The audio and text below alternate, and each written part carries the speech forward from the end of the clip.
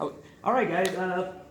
So we're here to talk about Captain Marvel and female superheroes at the China box office. Cool. Now, obviously, the rise of female superheroes at the China box office began with Wonder Woman.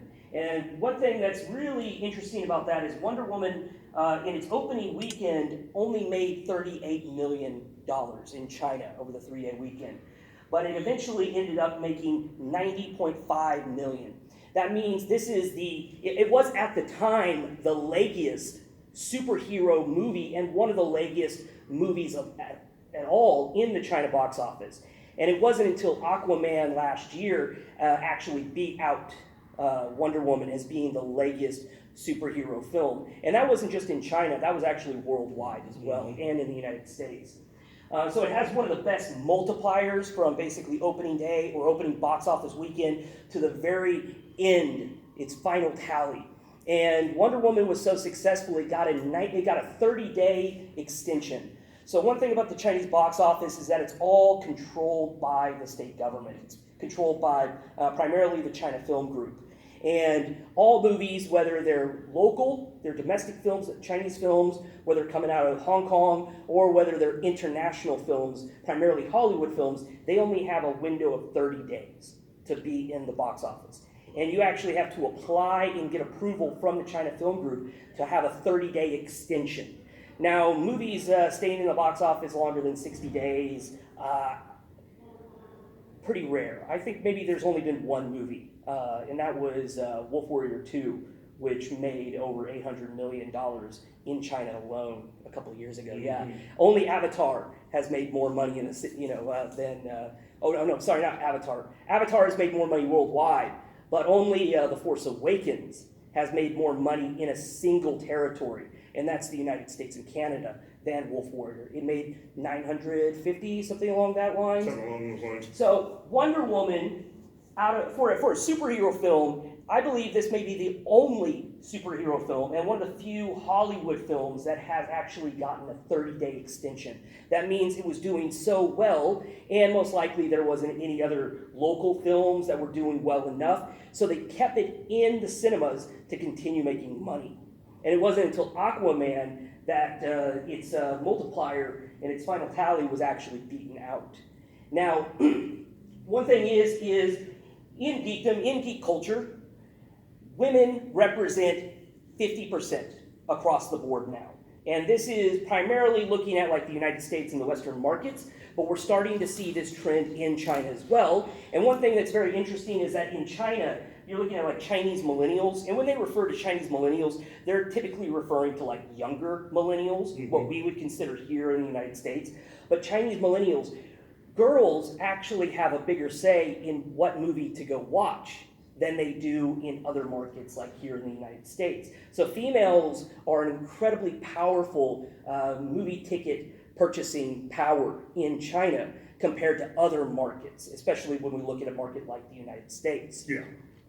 Now, a little bit about myself, like I kind of mentioned earlier, I run an online trade journal, silkcelluloid.com. I'm the editor-at-large for the online trade journal, and I also am the host of the podcast on Castbox FM.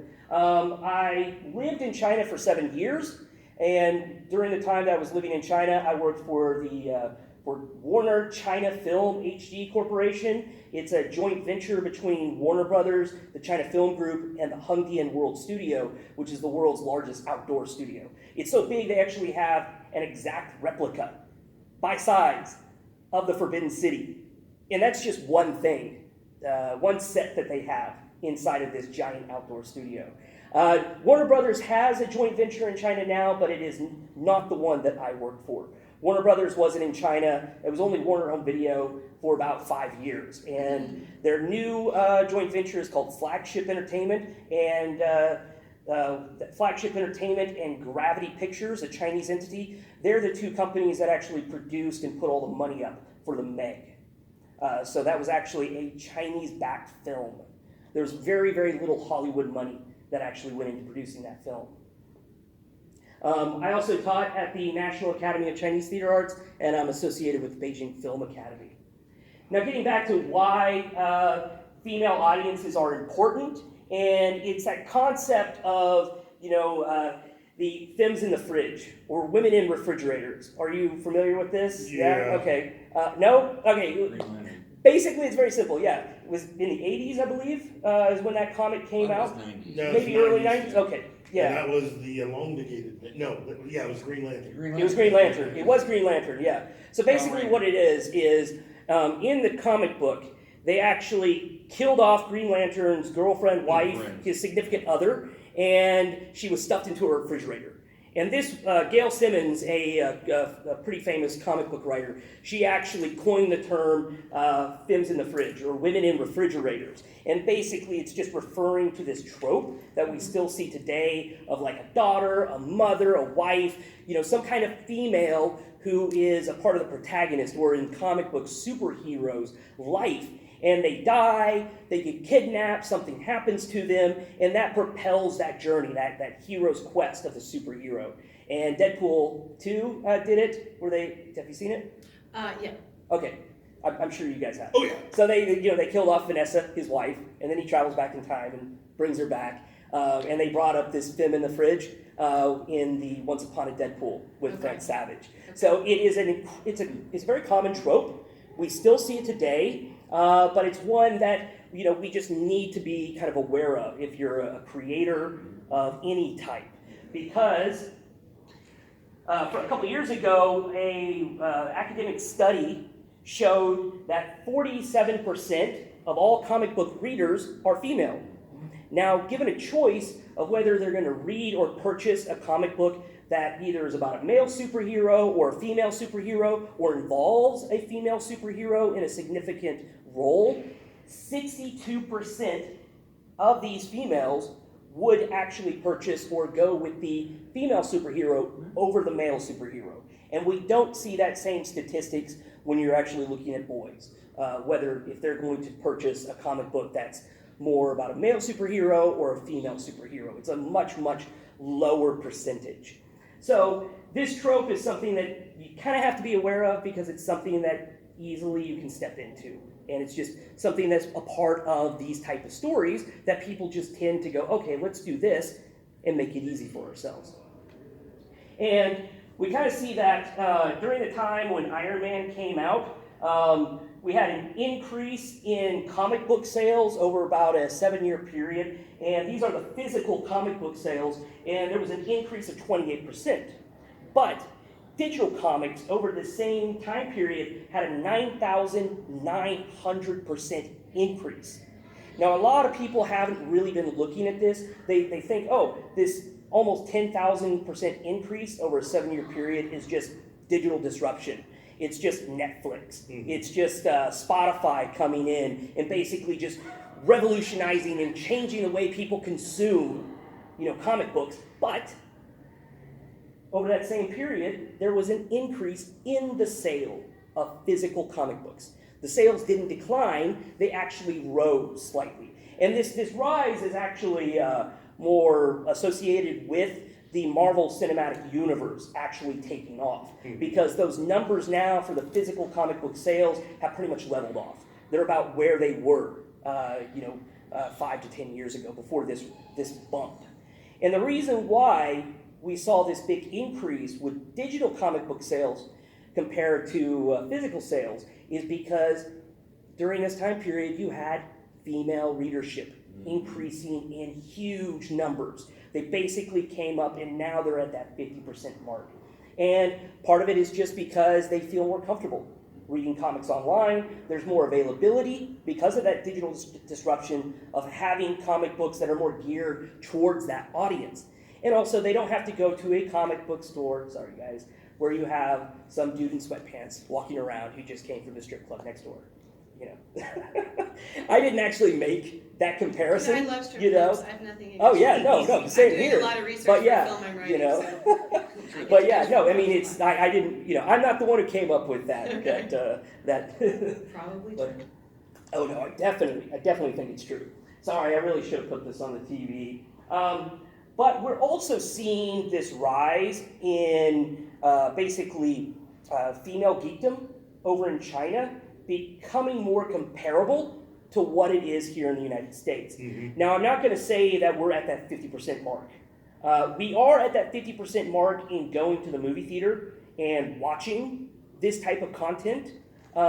If you're looking at like Japanese anime, that actually it appears to have a larger female audience in China than it does even here in the United States.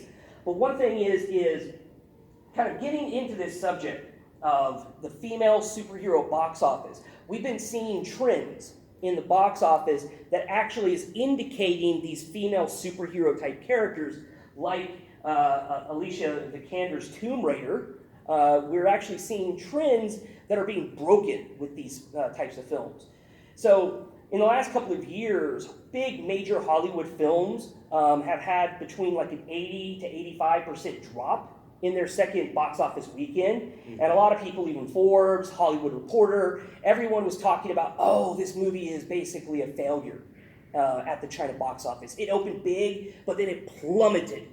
And the problem is that they're not actually viewing the trends as a whole, because if you look at, I have up here Maze Runner, and Maze Runner, the third one, this series never made a lot of money at the box office, but it was incredibly reliable. So each film made just a few $1 million more than the next. It had a drop off of 80% in its second weekend. Jumanji, Welcome to the Jungle, did gangbusters. It was quite leggy in China. It also had an 80% drop off in its second weekend. And Pacific Rim Uprising had an 86% drop off. And Star Wars The Last Jedi, what is that? Is it 92%?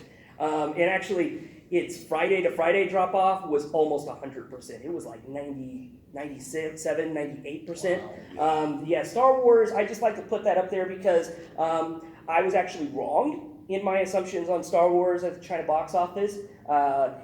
It just hasn't caught on.